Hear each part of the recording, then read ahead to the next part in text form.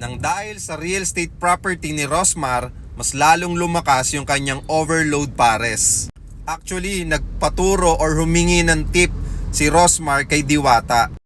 Tinanong ni Rosmar kay Diwata kung profitable pa ba yung overload pares na only rice with soft drinks tapos 100 pesos lang. Pero alam mo, pinush pa ni Diwata na ituloy ni Rosmar yung overload pares niya dun sa Laguna.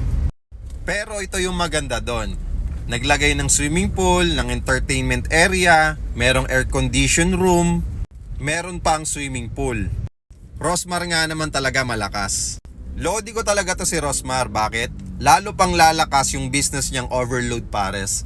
Kasi sinamahan niya ng real estate. Okay? So ano ba yung real estate doon? Siyempre yung resort niya. Just imagine, ipapagamit niya ng libre yung pool, yung amenity area ng kanyang resort, yung aircon, etc. So ibig sabihin, hindi lang talaga overload pares yung talagang pinafront niyang product doon, no? Siyempre yung kanyang resort.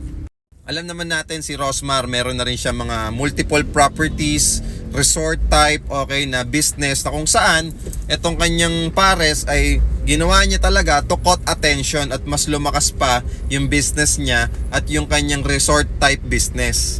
Kaya sobrang powerful talaga ngayon ng real estate properties. Kaya lalong yumayaman to si Rosmar Sobrang talino mag-isip ng negosyo.